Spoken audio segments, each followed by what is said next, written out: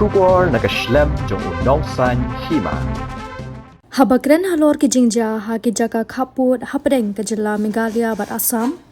Usembut Menteri Rangba ke jela uba Prestone tensong uloong ba ka Jingbym Sngewthuh Jingmut kalami ha ki katu katni ki Jaka. Uloong ba nadu bala thau ya ka regional committee hapdeng ki ar jela ka jingeteli bar ka jingyat bet kalanang wan. Ha ka bayadei bar ka jingja ha mai khuli uba Prestone uloong ba ha kapor menchua ki nong shong shnong na Assam kila persha ya ka jingthmu banbo ya ki pos electric.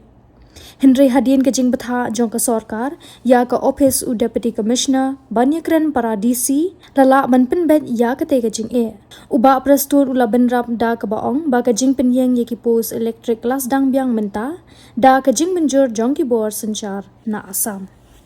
Well, in fact, as of now, I don't say that it is out of control, but it it's happening everywhere where the misunderstanding takes place. But again, let me tell you one thing.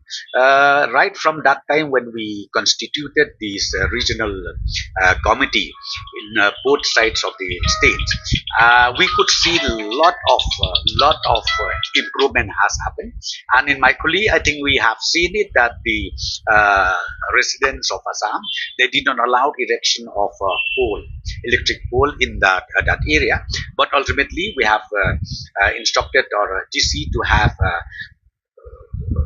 meeting with his counterpart, and even not only that, we went ahead by having a peace committee of those villages, and now everything is resolved, and even the erection of the electric pole is allowed by Assam.